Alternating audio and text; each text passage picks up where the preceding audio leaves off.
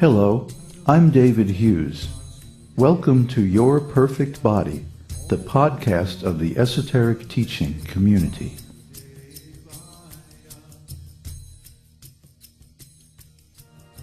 Today's selection is part 2 of Mystery of the Bhagavad-gita.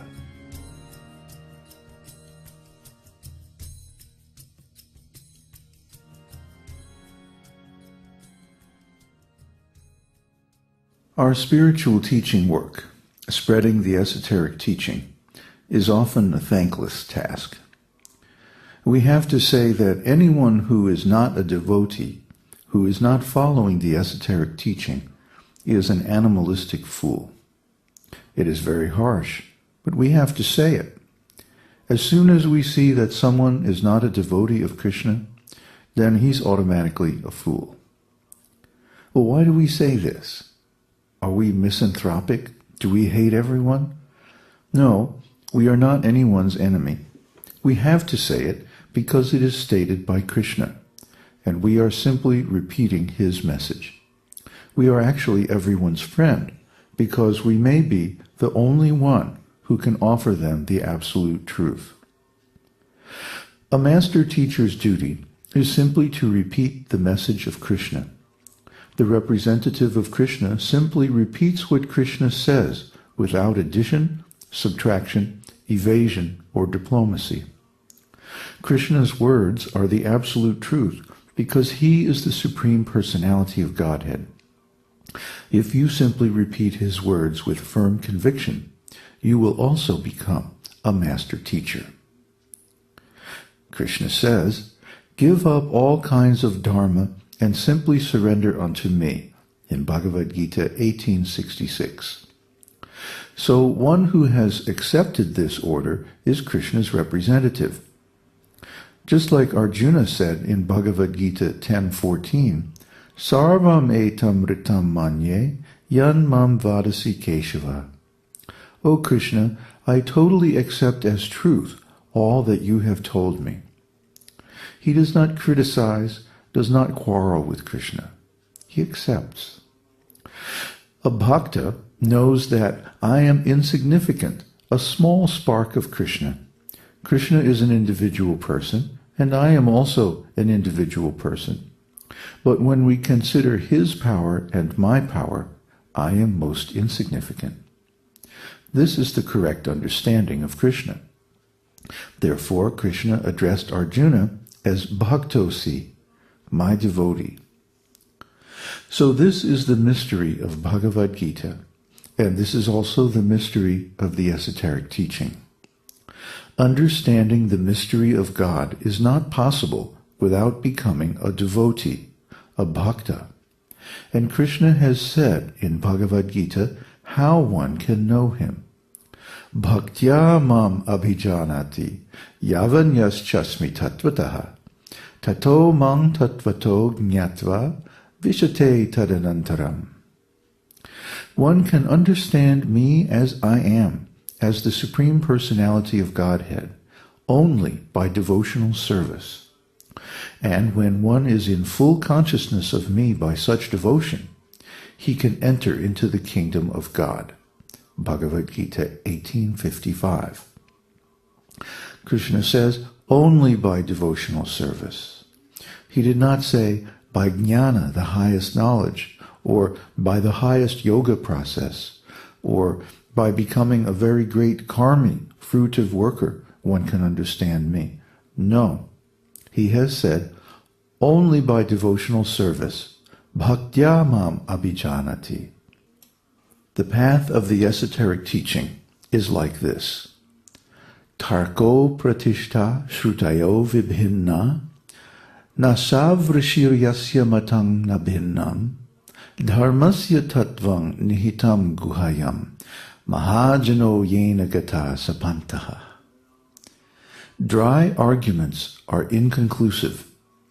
A great personality whose opinion does not differ from others is not considered a great sage. Simply by studying the Vedas, which are variegated, one cannot come to the right path by which religious principles are understood. The solid truth of religious principles is hidden in the heart of an unadulterated, self-realized person. Consequently, as the Shastras confirm, one should accept whatever progressive path the Mahajans, the great souls, advocate. This is a verse spoken by Maharaj Yudhishthir, Dharma personified, in the Mahabharata Vanaparva 3:13-117. Mahajano yena gata sapantaha. A Vaishnava, a student of the esoteric teaching, should follow his previous Mahajan, the authoritative master teacher in the line of disciplic succession. That is the esoteric teaching, the path of Vedic wisdom, the absolute truth. We don't manufacture anything. We simply accept the behavior and the message of the previous master teachers in the lineage. So this is the path of the esoteric teaching, to follow the previous master teacher. This is Vaishnavism. This is Vedic wisdom. Mahajano yena gata sapantaha. By logic, you may defeat a neophyte. But Shastra says that becoming a big logician does not enable you to understand transcendental knowledge. Transcendental knowledge has to be understood by submission. Tad vidi pranipatena pariprashnena sevaya upadekshyanti te jnanam jnaninas tattvadarshinaha. Just try to learn the truth by approaching a spiritual master. Inquire from him submissively and render service unto him. The self-realized soul can impart knowledge unto you because he has seen the truth. Bhagavad-gita 4:34. So, first of all, surrender. Tadvidi. If you want to know this transcendental science, you must fully surrender. This is the first qualification. Tadvidi paripatena pariprashnena sevaya. First surrender, and then if you cannot understand, you inquire. Otherwise, you have no right to question a Vaishnava. So we should be very careful to accept only a qualified spiritual teacher. If we are actually interested in understanding God, it is not so easy. In the Bhagavad-gita you will find Manushyanam sahasreshu kaschid yatati siddhaye, Bhagavad-gita 7:3. Out of many thousands of persons, Manushyanam sahasreshu kaschid yatati siddhaye, only one person may become interested in how to make his life perfect. Because the people in general do not know what it means to have a successful life. They simply know how to work day and night for sense gratification. Simply eating to get strength of the senses and then enjoying sense gratification. But this human life is not meant for that purpose. It is meant for cultivation of spiritual advancement. Therefore, it is said in the esoteric teaching that a person without God consciousness, Krishna consciousness, is no better than the dogs and hogs. So, Vedic civilization means to apply our intelligence and effort to self-realization, God realization, the esoteric teaching. Without this quest for spiritual realization, there is no human civilization.